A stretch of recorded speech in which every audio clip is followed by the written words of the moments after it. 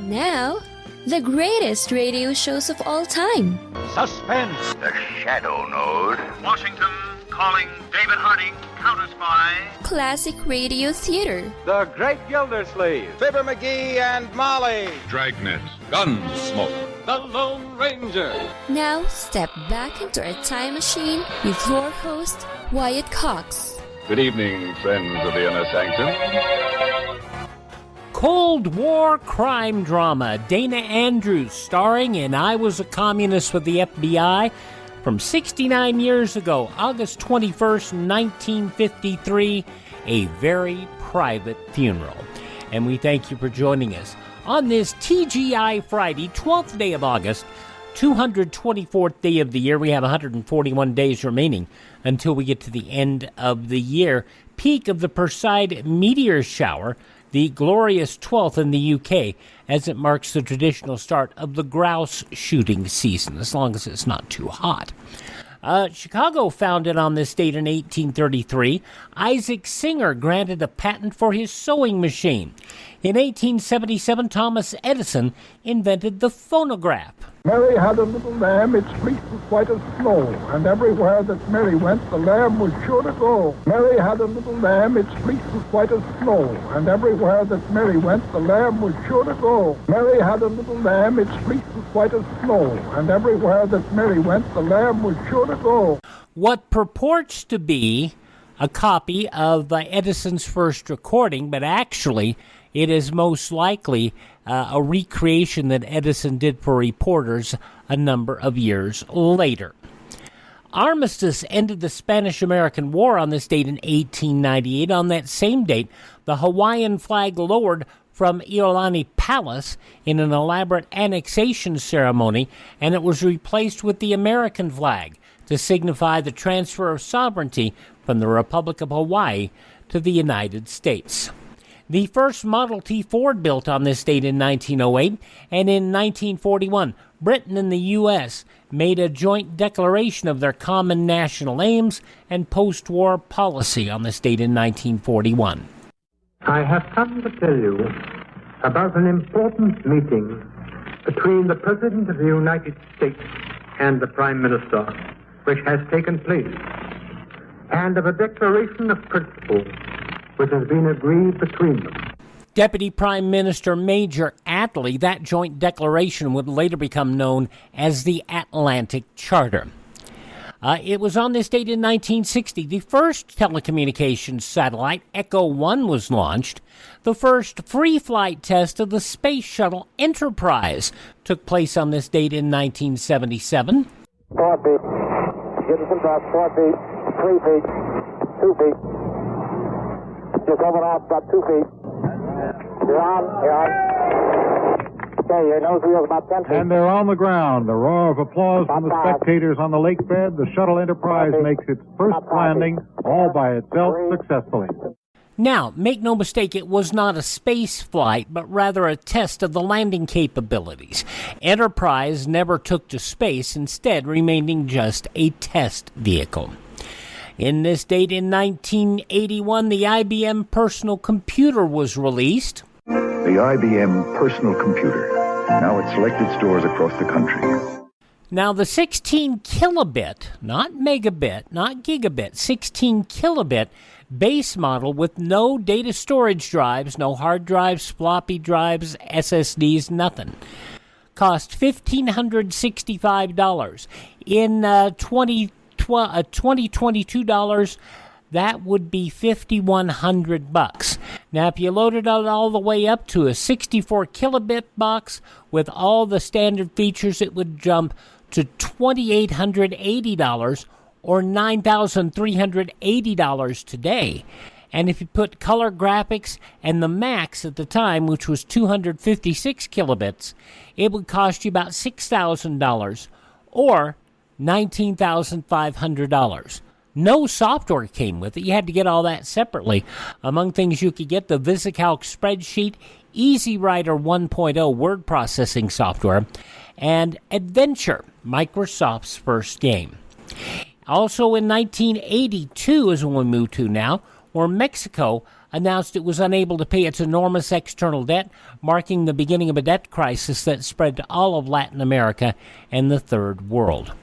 In 1987, President Reagan spoke to the American people about the Iran-Contra affair. I was aware the resistance was receiving funds directly from third countries and from private efforts, and I endorsed those endeavors wholeheartedly. But let me put this in capital letters. I did not know about the diversion of funds. Indeed, I didn't know there were excess funds. Now, the president said he was stubborn in his pursuit of policy that went astray and said the buck stopped with him.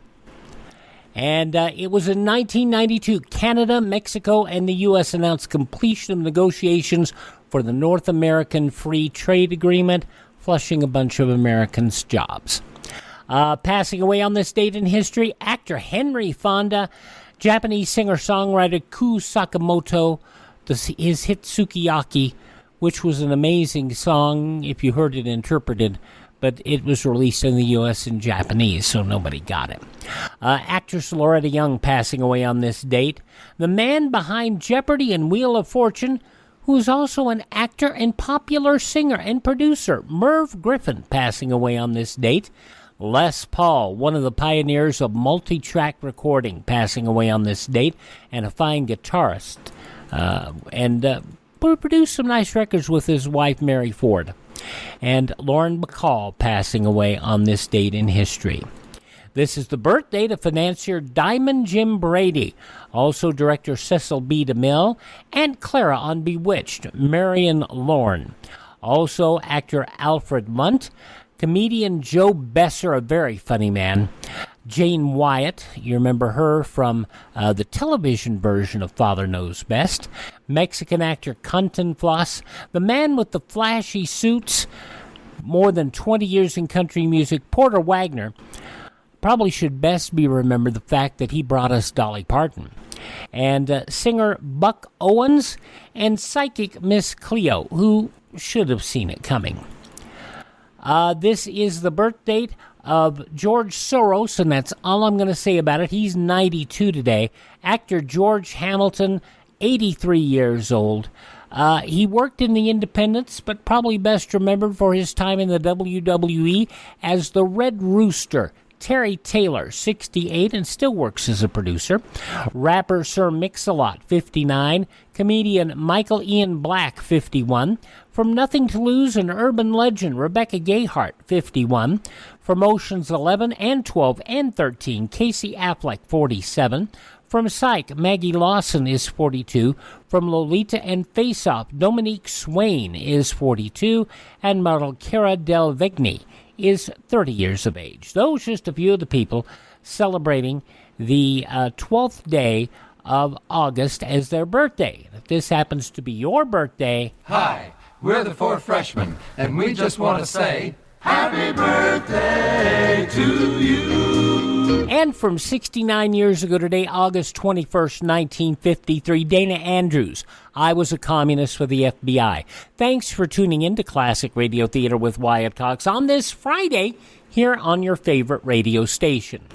Veterinary telemedicine is booming. Hi, I'm Dr. Lori Teller, president of the American Veterinary Medical Association, and I know firsthand that telehealth is a valuable tool to help provide our precious pets with the healthcare they need and deserve. Here are some situations where telemedicine may be an option for you and your pet. If the veterinarian has seen your pet in person in the past. If you're not sure you need to schedule an in-person visit. If your pet had surgery and needs post-operative follow-up. For skin diseases and rash rechecks. When your veterinarian needs to monitor your pet's chronic problems such as diabetes or allergies, if there are behavioral issues or training challenges, or for hospice care. It's always good to have your session in a quiet place with good lighting. If you're not sure if you should set up a telehealth session, call your veterinarian and they'll let you know. To learn more, check out avma.org/telehealth. avma.org/telehealth. Thanks for joining us on this Friday, Classic Radio Theater with Wyatt Cox, and now Dana Andrews, Cold War drama. From 69 years ago, August 21st, 1953, I was a communist for the FBI. I should just let him say it, though. I was a communist for the FBI.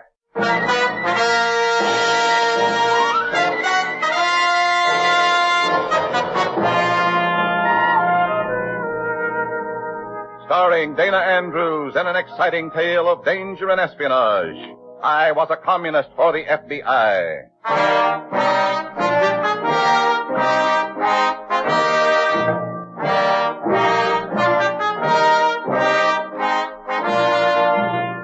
From the actual records and authentic experiences of Matt Cvetic come many of the incidents in this unusual story. Here is our star, Dana Andrews, as Matt Cvetic, who for 9 fantastic years lived as a communist for the FBI. Fair is foul and foul is fair. Black is white, white is black, and things only seem to be what they seem to be. It sounds distraught and lunatic, yes. That's how it was, though, for 9 years, when my right hand hardly knew what my left hand was doing. Yet if either hand made a mistake, I might have died. 9 long, fantastic years of two-face and double talk behind the red mask, being a communist for the FBI.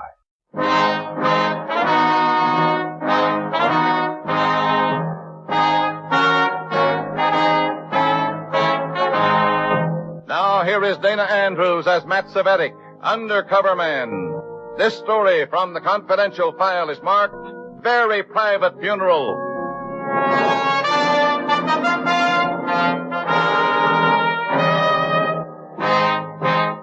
Comrade Revchenko doesn't even look at me when I report into Communist headquarters. He lolls back in his swivel chair, gazing dreamily out of the window. I never liked that dreamy look in Revchenko. It's kind of spring fever he gets periodically. I just wonder, which way is he going to spring this time? I sit down gingerly. Revchenko swivels around and peers at me bitingly. Comrade Cvetic. Here? What do you know about the so-called electronic brain? Not too much. Anything? Just that it's a super-calculating machine that does marvels of mathematics. You probably never heard, then, of Dwayne Fleming? No, not a thing. Dwayne Fleming knows everything about electronic calculators. Whose side is he on? Ours. Uh-huh. Comrade Fleming. Comrade Fleming has been engaged to aid in the installation of the newest electronic brain at the university here. He's been notified that he will presently have a personal assistant. Me, I take it? The United States military relies heavily on machines like this. Its amazing calculations can put advanced aircraft into production years ahead of schedule. Just for example? You will assist Comrade Fleming in seeing that the new machine renders the smallest possible service to the United States military. Sabotage. Nothing crude, you understand. No broken tubes, short circuits, or missing transistors, or all that clumsy business. Then you do know something about them. Just what I read in the science magazines. The university. Dwayne Fleming. He expects you.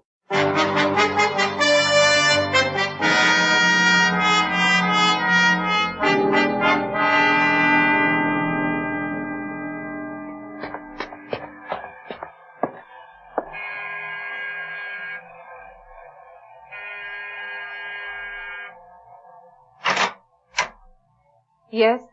Is, Mr. Fleming home, please? He's resting. I'm Mr. Cvetic, Matt Cvetic. Oh. Come in. I hope I'm not disturbing him. You're disturbing him, but he said it was important. Well, maybe I could walk around and come back later. Carol, is that our man? Yes, dear, it's Mr. Cvetic. I thought you were sleeping. I was lying down, but I wasn't sleeping. You're a prompt man, Cvetic. I can come back a little later. No, let's go back to my study. Anything I can bring you? Later, honey. Come on, Cvetic. Get it over with.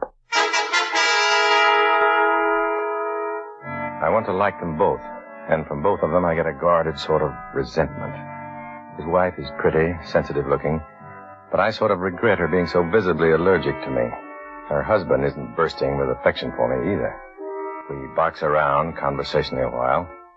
I get the eerie feeling that half the time he's forgetting I'm even there. Then he comes back after one of his long, weird mental absences. What do you know about electronics? Very little. How do you expect to be useful, then? I count on your briefing and instructing me. In other words, I'll have to do the real sabotage. Well, I don't exactly... In other words, your only function here is to see that I sabotage this job. I wouldn't say that. I'm saying it. You're my policeman. Not so loud. What are you, MVD or what? I'm here to help you. You're here to watch me, and I don't think I need to be watched. You don't think you have to be watched? Don't you know? You listen to me, Cvetic. Now you listen to me. Listening, Comrade Fleming? It is Comrade, I hope. Duane, dear. Come in, Carol. I brought you 2 male animals and small refreshments just in case. Oh, thank you, Mrs. Fleming. Just put them down, Carol. I'll be back in a moment. What happened, Mr. Cvetic? Maybe I'd better stop back later. Wait. Let's talk about Duane and you and the party. It won't take long. Short and sweet, then. Short and bitter, Mr. Cvetic. I want you to go back to your masters. Go back and tell them to leave us alone. To leave Duane Fleming to die in peace. What? You wonder why my husband is so irritable and moody? Irritability and his dreadful headaches are all part of what's killing him. Mr. Cvetic, please go back and tell the party that Comrade Duane Fleming has a tumor of the brain. He'll be dead in less than a year. Mrs. Fleming... He's sick and tired of all your communist intrigue and burrowing and blabbermouth shouting of fake ideals. Tell your chief Duane's done enough for the party. Tell him he wants out? Tell them anything that'll make them leave him alone. That'll let him live in peace and tranquility and love. These last precious months. Well, I'll come back later, Mrs. Fleming. I'm shocked. Too shocked, in fact, to be able to offer whatever awkward sympathies are possible. But somehow, somewhere, glimmering through the gloom and depression, is a glancing sparkle of will-o'-the-wisp light. I phone the FBI, meet my contact in a quiet restaurant where I have trouble keeping my voice down within safe limits. Now, don't get me wrong. I have the deepest sympathy for Fleming and his wife, but... Keep it down, Matt. And no names. Can't you see what this can mean? I know what I'm thinking, but you go on. I think Fleming is in a mood to spill all he knows about the party to the FBI. Yeah. That's what I'm thinking. Can you do it without revealing that I informed you? Sure. I just tell Fleming that the War Department has asked for a routine FBI check on him. He's a find if he talks. Just one more thing, Matt. How do we know for sure that Fleming is a dying man? His wife ought to know. He knows. Just always on the alert for a trap, that's all. Trap? Well, then that's why you'd better report Fleming's condition to the party. Why? Maybe they know what's wrong with him, and they want to see if you tell them about it. Wheels within wheels within wheels. I see. You'd better bring Comrade Revchenko up to date now, Matt. I'll follow through on Fleming.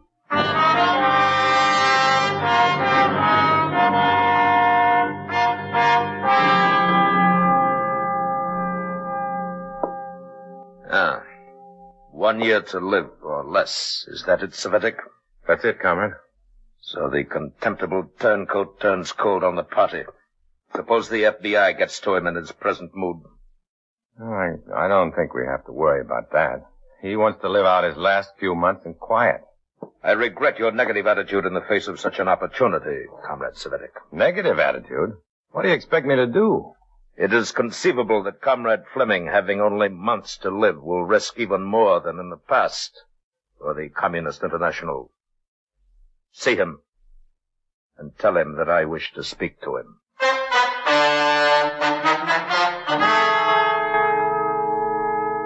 I telephone Fleming's home from a pay booth. I get his wife on the telephone. There's something triumphant about the way she tells me Duane isn't home. He got another call earlier today. A man called for him about an hour ago, and they haven't come back yet. You wouldn't know who that man was, would you? Nobody you'd know, I'm sure. Well, tell Duane I called, and that I'll call again. It's important. Very well. Goodbye.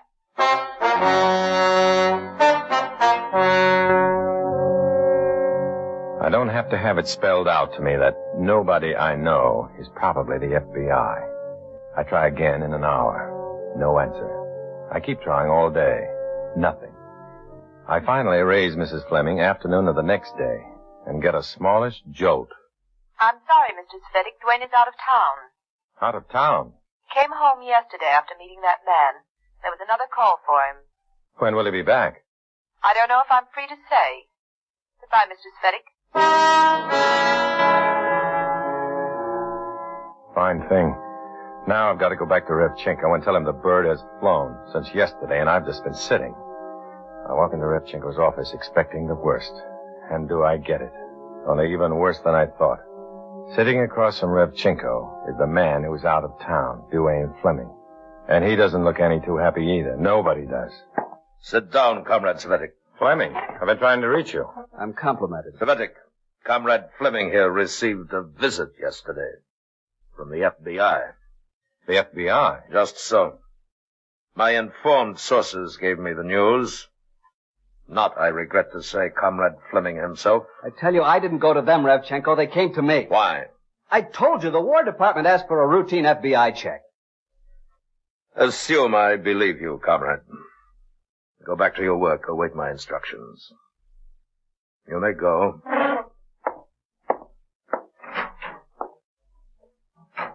Now then, Comrade Cvetic, next things next. His wife told me he was Comrade Cvetic, the party does not always content itself with the reports of even the most trusted members. August 21st, 1953, I was a communist for the FBI, here on Classic Radio Theater with Wyatt Cox. You ever make a change and then think, why didn't I do this years ago? Well, that's how people feel about switching to Medishare for their health care, especially now with inflation the way it is. People are very happy with the savings. Most families save about $500 a month when they switch. It's a huge help when prices are going up so fast in so many other areas. And Medishare's customer satisfaction rate is double that of health insurance. It's just a different experience, and people really like that. Medishare is an alternative to health insurance. It's a community of Christians who share each other's healthcare bills, and it's been going strong for over 25 years. It really is the gold standard, the most trusted name in healthcare sharing. Find out why people love it. Find out why they rave about the customer service, and find out how good it feels to save some money right now. They're super easy to talk to. Here's the number, 833-34-BIBLE. That's 833-34-BIBLE, 833-34-BIBLE.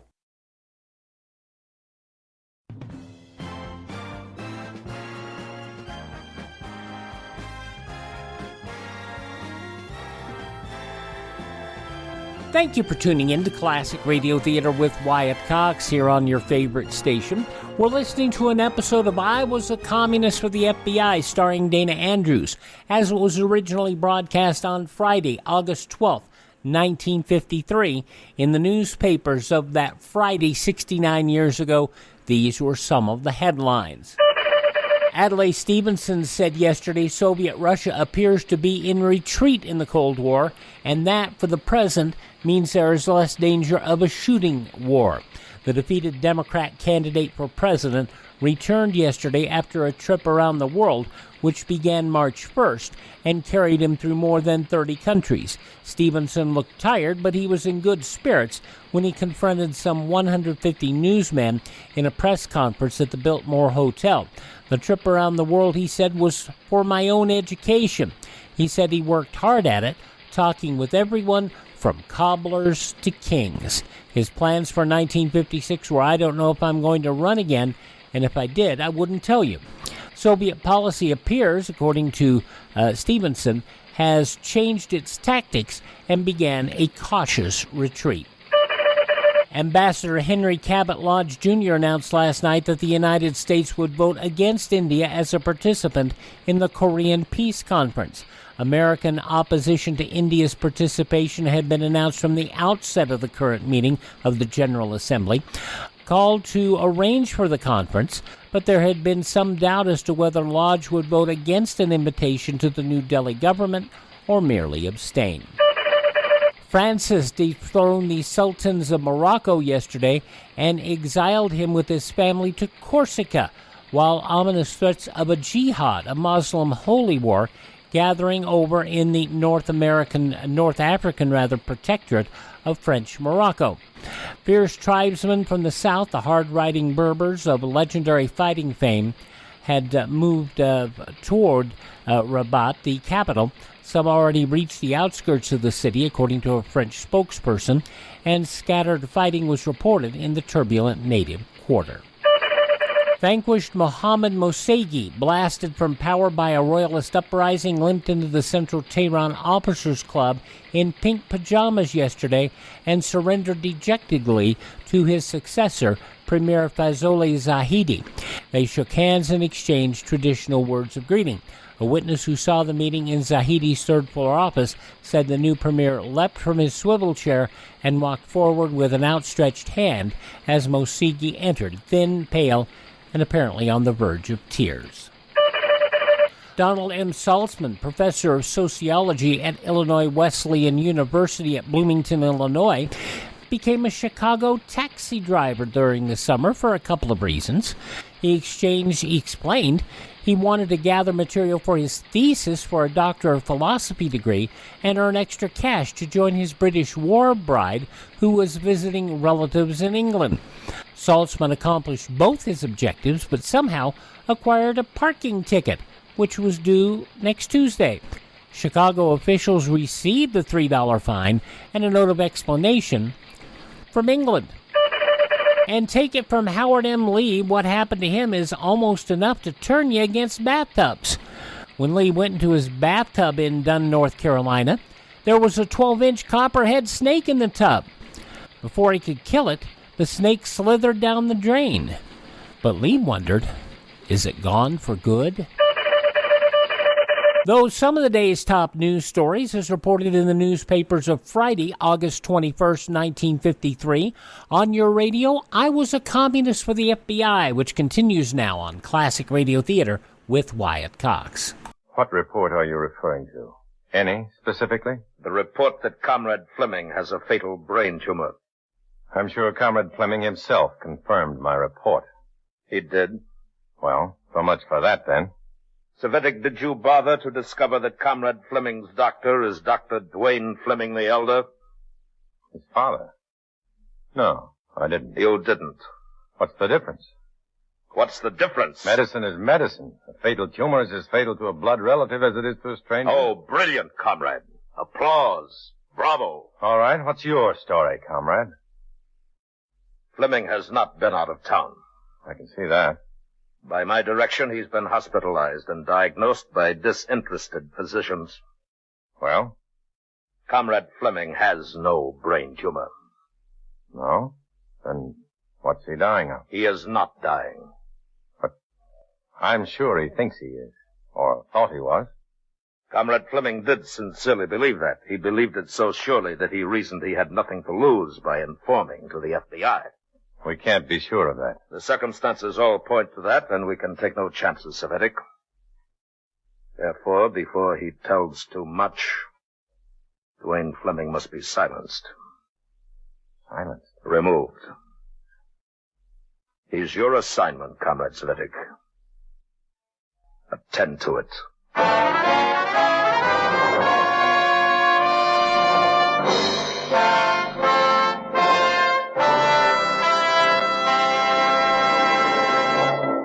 August 12, 1953, I Was a Communist with the FBI on Classic Radio Theater with Wyatt Cox. On Saturday's Classic Radio Theater, Gerald Moore and the Adventures of Philip Marlowe from 73 years ago, August 13th, 1949, The Indian Giver. Marlowe goes on the warpath when a valuable Indian bowl is stolen, Jimmy Brown Bear murdered, and Mona Watts, a beautiful Apache squaw, favors a duplex over a teepee. That'll be coming up on Saturday's Classic Radio Theater. And a reminder, on Sunday, we celebrate the 77th anniversary of the end of World War II, VJ Day, the news and sounds of the end of World War II, and Norman Corwin's 14 August, performed by Orson Welles and written by Norman Corwin from August 14th, 1945. It's coming up this weekend here on Classic Radio Theater, but now the conclusion of I Was a Communist for the FBI, the very private funeral from 69 years ago today, August 12th, 1953.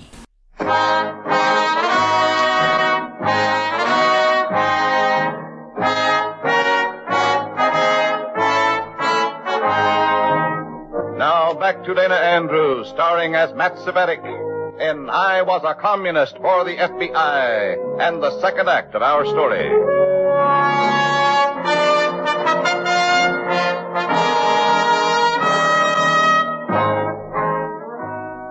I sit staring at Revchenko. My mouth is dry.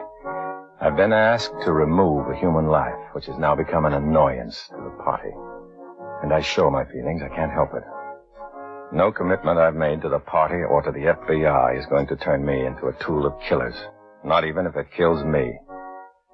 I know my reaction is making a very bad impression on Comrade Revchenko. Fake it, Cvetic. Pretend, Cvetic. Make a showing act. You're pale, Comrade Cvetic. Oh, yes, it's a shock. If you have apprehensions about your role in removing this traitor from the area of danger, let me make myself clear. I do not expect crudities from you. Crudities? I will provide you with people to contact. They will execute our design. I see. You merely make the arrangements for Comrade Fleming's successful suicide. Mm-hmm. Merely telephone this number. Arrange a meeting. State the case and the requirements. What about payment? Payment is arranged for through entirely different channels. Okay. Now go. And keep the party out of it.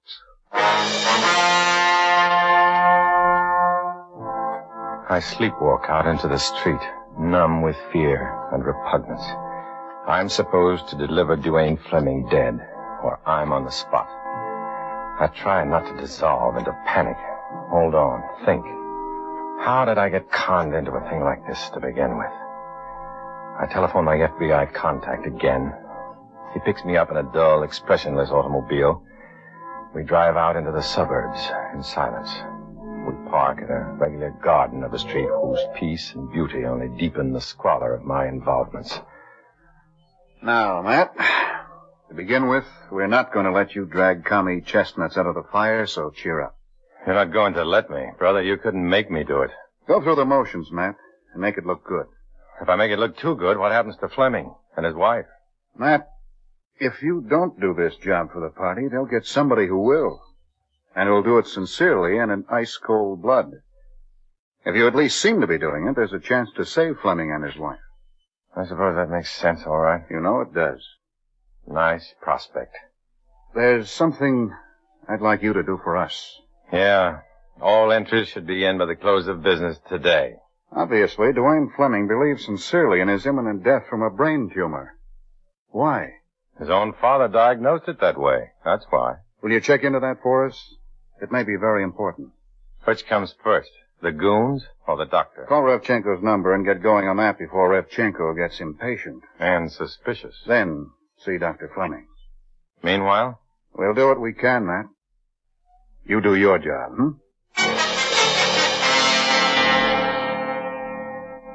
I go to a phone booth. I fumble the coin several times before I can make myself deposit it in the coin slot. I dial, perspiring, shaking. I get a laconic voice on the phone. I take a deep breath, state the case briefly and guardedly. The laconic voice makes some notes, makes an appointment with me for that night when Fleming will probably be home. Pick me up, intersection of Nelson and DeGarmo, 8 tonight. Click, it's done. I'm an accessory to successful suicide. I've got time to see Dr. Fleming, Duane Fleming's dad.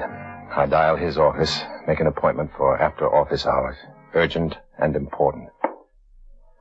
Now then, we're quite alone, Mr. It doesn't matter, Doctor. If I'm to be your physician, sir. You're not. I'm afraid I don't quite... You're Duane Fleming's father, aren't you? You diagnosed his case as a brain tumor, right? I don't discuss my patients with anyone, let alone nameless strangers. I happen to know your son isn't going to die. Who are you? Your son went to another brain specialist.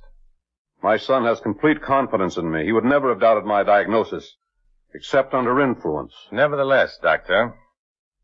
You're a communist. I don't call you names, do I? Nevertheless. Why did you make that phony diagnosis on your own son? It was not a phony diagnosis, as you crudely... Go on, Doctor. All right. I made that diagnosis because he is my own and my only son. Because my son was sick. Sick to his heart and soul. Sick in his mind from the same disease you have. It almost worked. Almost worked. You're a doctor. How could you do such a thing? Do such a thing? Whoever you are, I know what you are. Turn around. Read the oath of Hippocrates framed on the wall there. Well? The oath we doctors live by and practice by. Read it. I swear, I make this mine oath and this mine written engagement. Further down. Where? From so far as power and discernment shall be mine. From there. Read it. I will carry out the regimen for the sick and will keep them from harm and wrong. The sick, sir. I will keep them from harm and from wrong. My son was sick. Yes, rotten sick. Sick of the soul of the sickness you have. I used my medicine according to my art and my conscience and my oath to keep my sick son from deadly harm. Now get out. Dr. Fleming, you started to deny my accusation that you made a fake diagnosis. Why? Out. Who are you protecting, Doctor? Carol? Your daughter-in-law? Get out, I tell you. Okay. That's the way you want it, Doctor. Scum.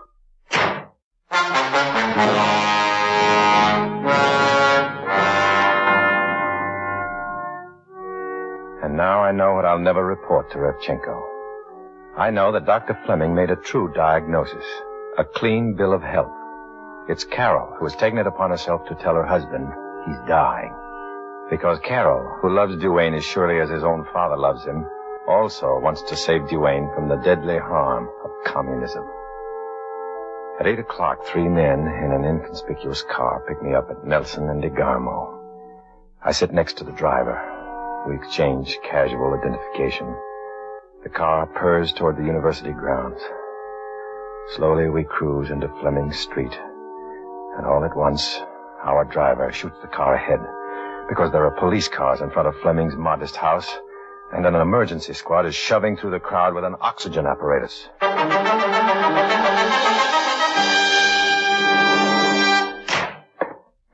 Pachinko. You were always to call before coming down to headquarters, Cvetic. You know that. How can I call if you always cut your telephone off when you work after hours? Get on with it, Cvetic. How did it go? It didn't go. So? Well, when we got there, the place was surrounded by police cars and a crowd. An emergency rescue squad was taking oxygen apparatus into the house. Oh? Is that all you have to say? Oh? I arranged for earlier, swifter justice, let us say. You sent another squad after Fleming? A precaution. A precaution? What about me? Don't you realize I might have walked into a trap? And I can tell you the hoods in my car weren't liking me much for almost getting them caught. The incident is closed. Is Fleming accounted for? You saw the rescue squad. Too late? Quite. Oh, what happens to Mrs. Fleming? Happens? Oh, happened then. You've done fairly well, comrade. But you need seasoning in some phases of our work. It will come.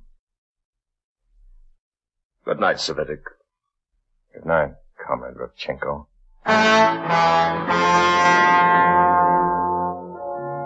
I go out into the night. The dark feels dirty. I've failed. I failed Carol and Duane Fleming, who could have been salvaged and turned to good. I try to close my mind to the vision of that rescue squad rushing into the Fleming house. Too late. I stop at a radio TV store to listen to a local newscast, and sure enough, it comes. A young couple on assignment to the electronic brain project on the local university campus was found dead today of asphyxiation in what was called by the police a suicide pact. The police medical examiner stated that, and so forth. I go to a telephone like an automaton, dial the FBI night number. We don't talk, just arrange to meet for a sandwich at an all-night drugstore. You ready to talk now? Keep it low. I thought you were on the ball. I thought you were following through to protect them. We did our best, Matt. They're dead. Suicide pact. It's on the radio. It's in the Bulldog editions of the paper, too. You did your best. We were there when Revchenko's goon squad arrived. We picked them up and invented a whole setup about the Flemings being asphyxiated. They're not? They're in our custody. Wait a minute, I'm confused. You see, Matt, the only way we could really protect them was by letting the Reds think they'd succeeded in liquidating them.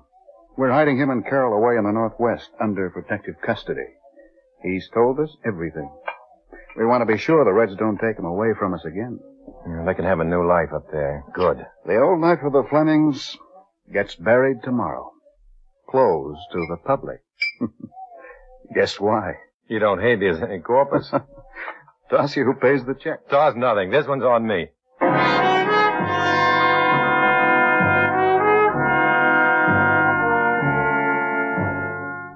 It's going to be a lonely funeral tomorrow, with the only mourner being Dr. Fleming.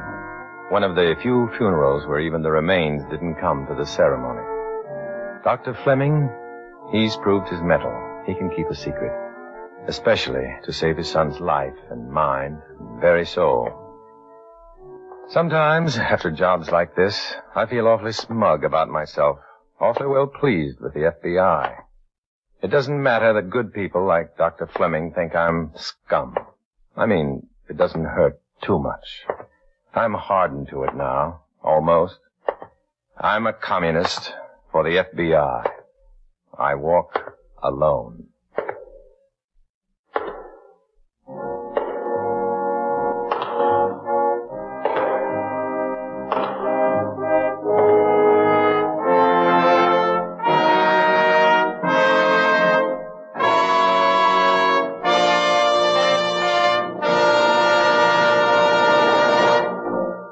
From August 12, 1953, I Was a Communist for the FBI here on Classic Radio Theater with Wyatt Cox. Thank you for making us a part of your day. Would you thank this station and support their advertisers? It is their kindness and courtesy that allows us to be with you each and every time we roll around here on your favorite radio station. Greatly appreciated. If you miss a day, you do not have to miss a single show. You can find all of our podcasts, all of our programs available on demand through classicradio.stream. That is classicradio.stream. You can stream our shows on demand. You can find a list of places where you can download our shows. You can learn more about classic radio collecting. You can contact me there.